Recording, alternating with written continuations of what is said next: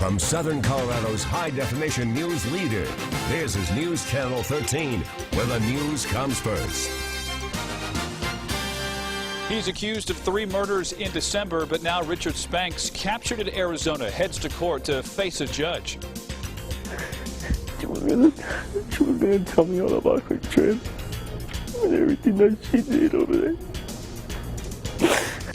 Also, what was supposed to be a fun trip ended in tragedy for a Denver family after a loved one is killed in a Mexico nightclub shooting. Hear more from her family. I looked down at her to see what I could do for her, and when I looked at her, I knew that there was nothing I could do. And witnesses describe a deadly dog attack in Georgia that killed a boy and seriously injured a girl. Today, the pit bull's owner faces criminal charges. And aside from a little low-level cloud cover, we saw abundant sunshine across the region today and temps warming up. We get to hang on to that for a couple days, but there are some changes coming. Details coming up. Thanks for joining us for KRDO News Channel 13 at 4 o'clock. I'm Bart Bedsold. Heather Skold has the day off. We begin with breaking news from the White House, where this afternoon President Obama commuted the vast majority of the remaining prison sentence of Chelsea Manning. Manning, who was known as Bradley at the time of her conviction, shared information with WikiLeaks in 2010 that, once published, became one of the largest intelligence leaks in American history. According to the White House, Manning was one of 209 people whose sentences were commuted. That's more than any other president in history. New information this afternoon on the 4 children hit by a car while walking to school in Colorado Springs last week. District 11 officials say 3 of the students were released from the hospital and are now recovering at home.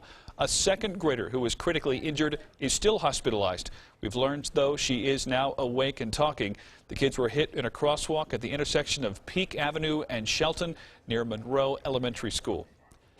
Also new on KRDO News Channel 13 at 4 o'clock, the man accused of killing 3 people and injuring 1 other in Colorado Springs is back in custody after his capture in Arizona. Richard Spanks was supposed to make his first appearance in court today. However, our crew inside the courtroom says he still has not gone before a judge. Spanks was extradited earlier this week after being caught in Arizona by the FBI. Police say Spanks and Haywood Miller are responsible for 2 separate shootings. The first at an apartment complex on Carmel Drive, where 21-year-old Marcus Williams was found dead.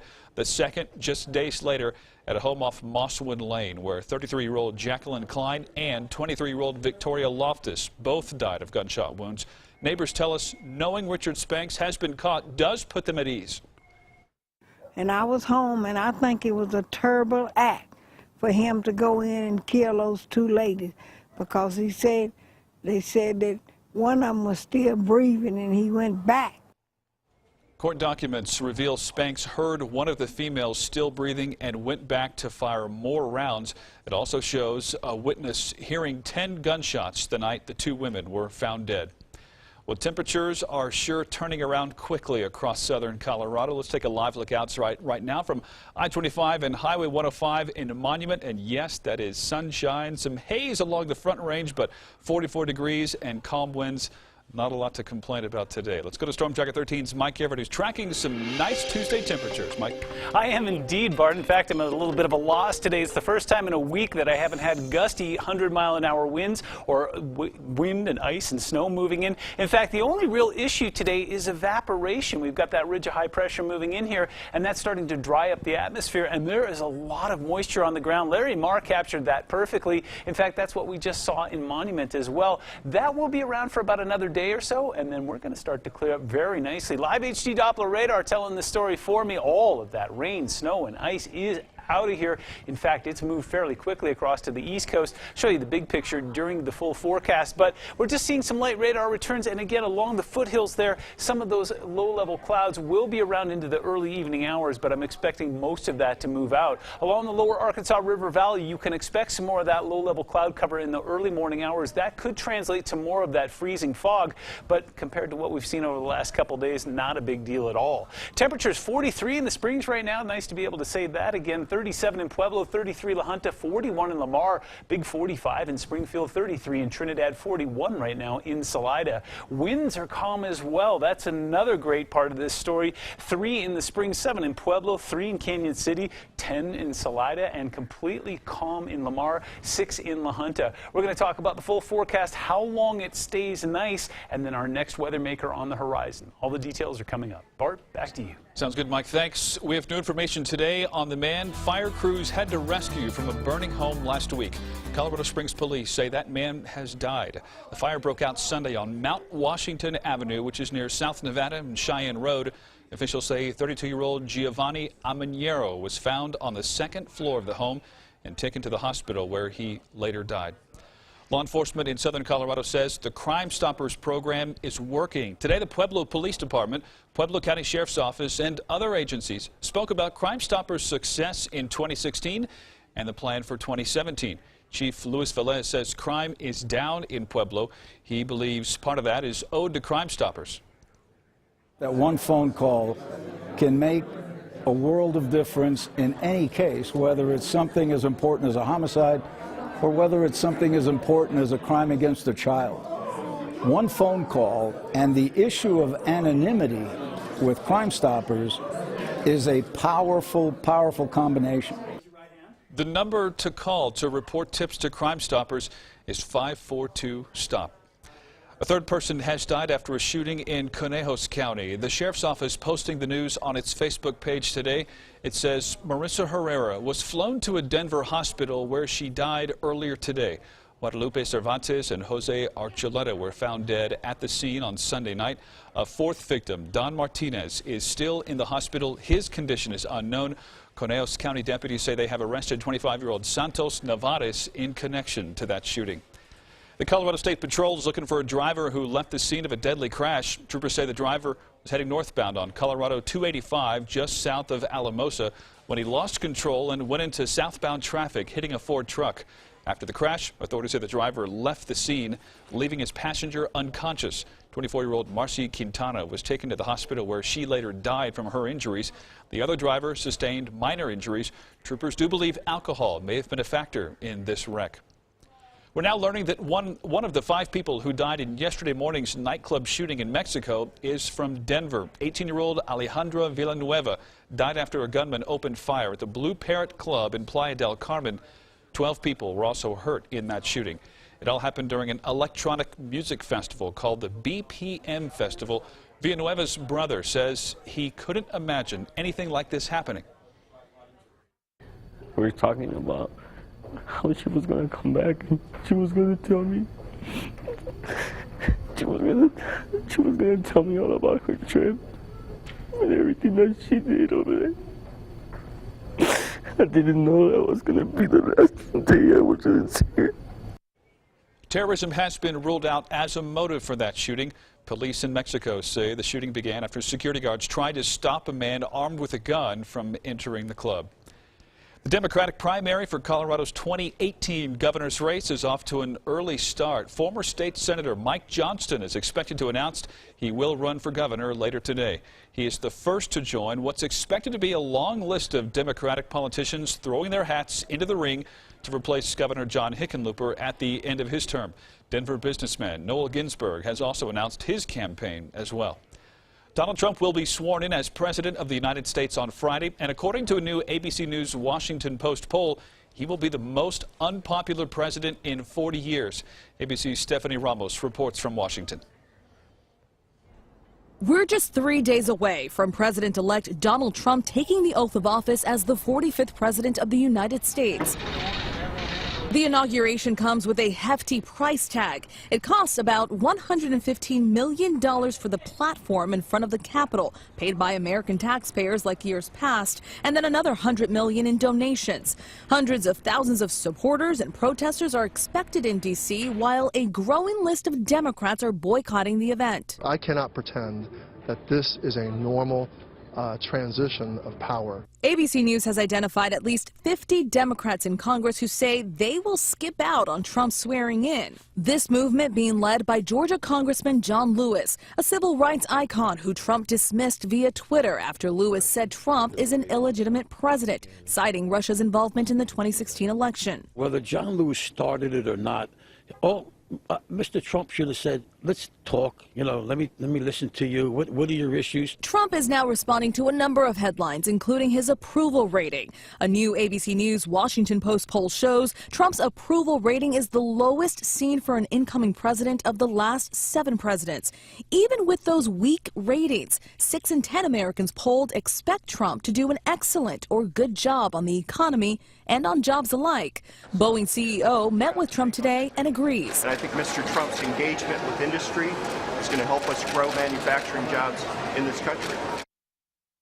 This week is also full of confirmation hearings. 8 of Trump's cabinet picks are in the hot seat. Today, the Interior and Education Secretary nominees face questions. Stephanie Ramos, ABC News, Washington. Meanwhile, the Obama administration is considering a major last-minute policy shift that could force hundreds of school districts to cut spending at well-financed schools, then move nearly $1 billion to schools with large numbers of low-income students. The policy, written by the Department of Education, is under review by the White House Budget Office and has drawn fierce opposition from Republican lawmakers and school administrators.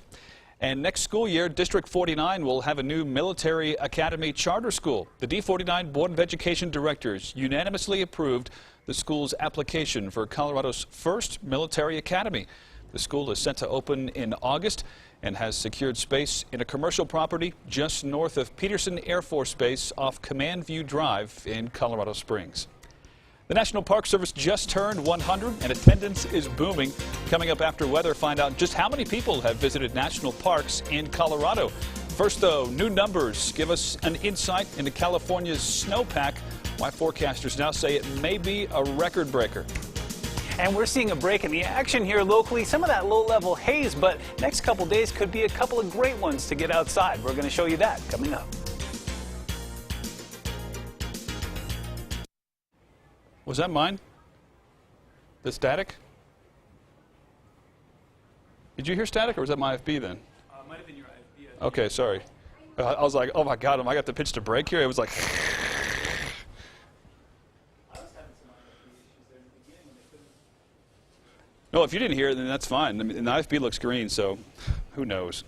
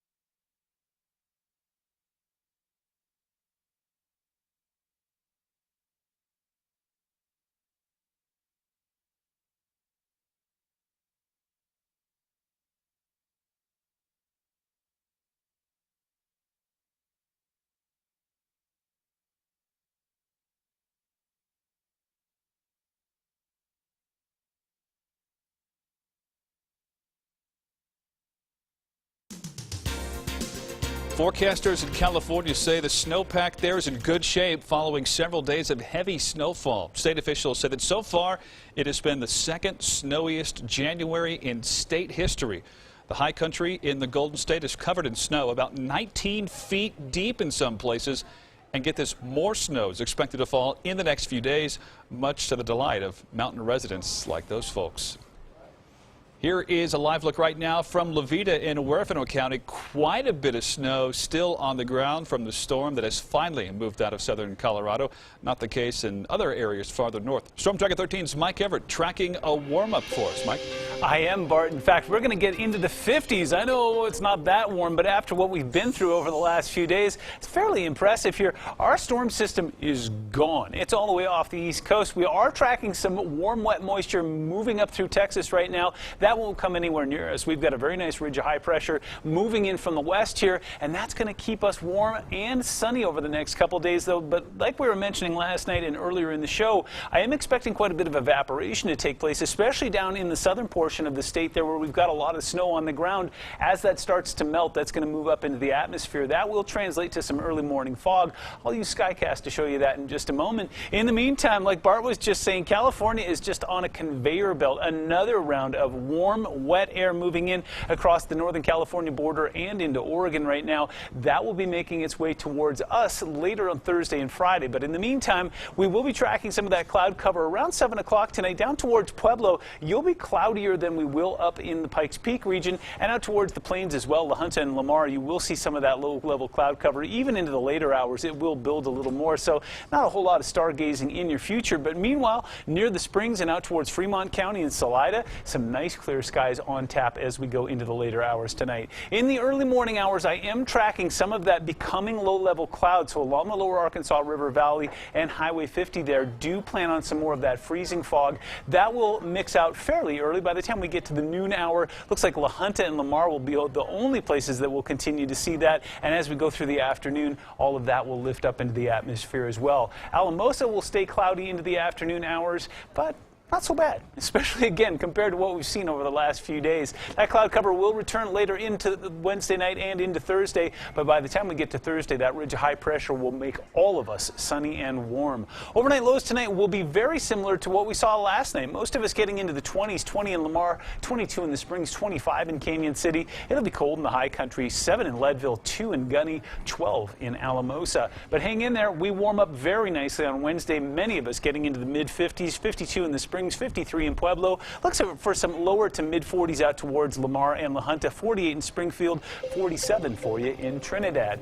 Here's how long it'll last. Wednesday and Thursday, we should stay very nice. And then as we go Thursday night into Friday, I'm expecting that next round to move in. So far, I'm not particularly impressed with what I'm seeing here. I'm giving it 10% chances for early Friday morning and Saturday to see some of those flurries moving in. Then Sunday's going to be a nice day and another weather maker on the horizon on Tuesday. Meanwhile, we're going to see some mid-50s. Pueblo, look for 53 on Wednesday, 57 on Thursday. Going to cool you off as that new front moves in on Friday, giving you a 10% chance to see something late Friday into Saturday as well. Warm that up and clear that up on Sunday, and then new stuff moving in on Tuesday. Fremont County, 50s for you on Wednesday and Thursday. You still stay in the upper 40s on Friday. Some slight chances to see a rain-snow mix on your horizon as well. And in Teller County, it's going to be nice. 44 on Wednesday, 45 on Thursday. You're looking at a chance to see some flurries late Thursday night into Friday. That'll last through Saturday, but we're going to warm you up sort of kind of 33 on Sunday,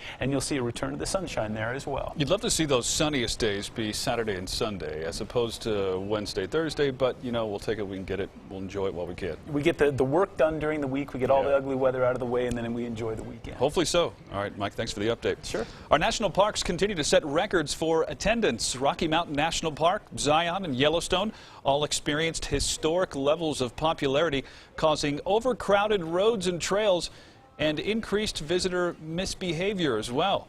Park officials say more than 307 million people visited our national parks. That created enormous amounts of trash to go with it. And it's only expected to get worse. This year is expected to break that record. A change in U.S. House rules has many outdoor enthusiasts worried. It would make it easier to transfer millions of acres of federal public lands to states. Opponents of the rule change say it is written so broadly that it could include national parks. Many hunters and hikers fear it would allow officials to take away public access to parks. For one mother, it was a nightmare come true. I can just hear the girls screaming, "My babies are in the car, my babies are in the car." Ahead on News Channel 13 at 4, what led to the dramatic encounter? Plus, the harrowing moments as a roof collapse is caught on camera. What investigators suspect may have led to the destruction.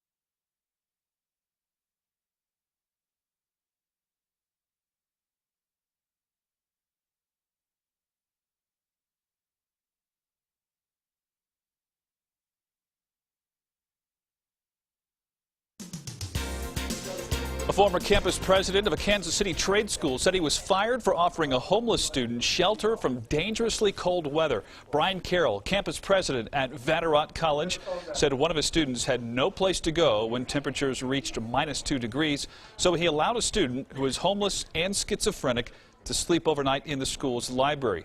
And even though the student didn't steal or damage anything, Carroll was fired once the school's corporate leaders found out. He said Vatterott officials fired him for putting their equipment and building at risk. Police are on the hunt for a stolen car after a thief took off with children inside. It was caught on camera. A young family had their car parked in a stall at this apartment complex. The dad was working on it and then tending to the kids. But then a guy jumped into the driver's seat and started trying to back the car out of the parking stall. He was able to eventually make his way over to the freeway where he went southbound on I-15, and speeds were just, they reached nearly 100 miles an hour, so we terminated our pursuit at that point. The suspect eventually put the children out of the car at a nearby store. The 3-year-old and the infant were unharmed, but police are still searching for the suspect. Harrowing moments as a roof collapse is caught on camera in the Czech Republic. It happened during a youth floorball game in the Czech Republic.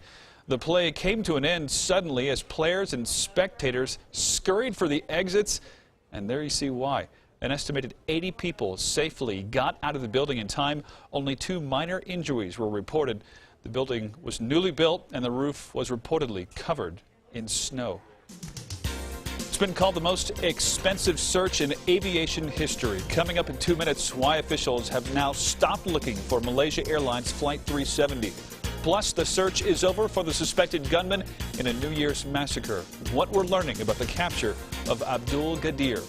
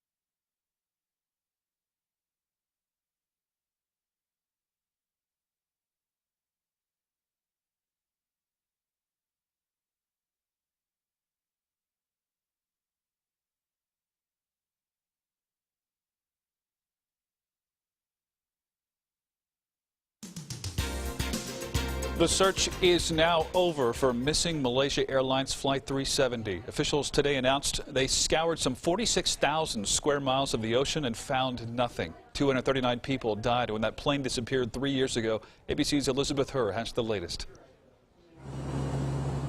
A search operation called the most expensive and complex in aviation history ended with this announcement. Unfortunately, we are unable to find the plane, MH370. Transport ministers of Malaysia, China, and Australia confirming after spending more than $160 million and using the best science and technology available, Malaysia Airlines Flight 370 is nowhere to be found.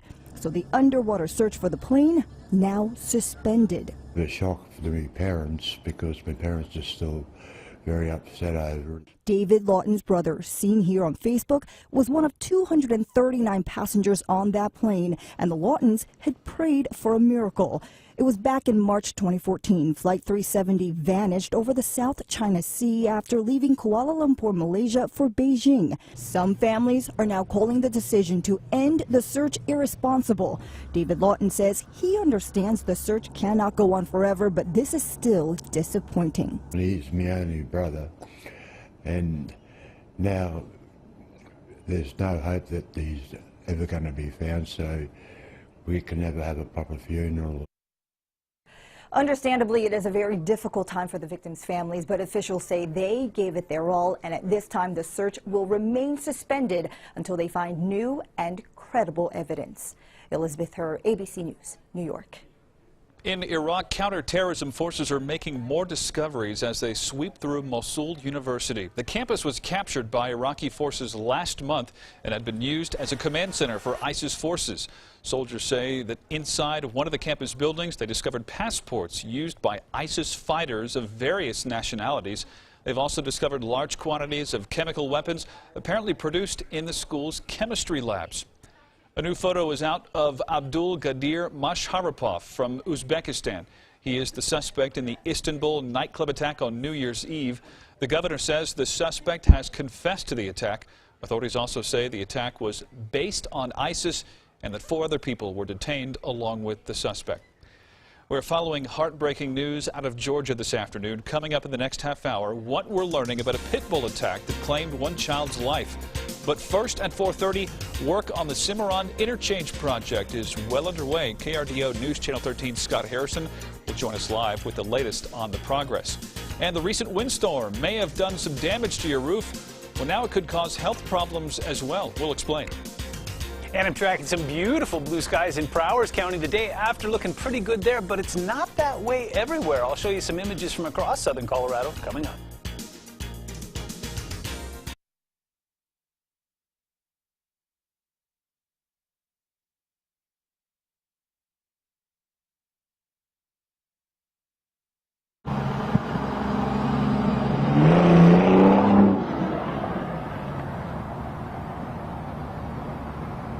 Sound check 1 2 3, audio check test 1 2 3. Test 1 2 3, sound check, audio check test 1 2 3. Turn her down a little bit. Oh, did you hear them? Can you hear them talking? Okay. Sound check 1 2 3, audio check test 1 2 3, test 1 2 3. Sound check 1 2 3, sound check 1 2 3, audio.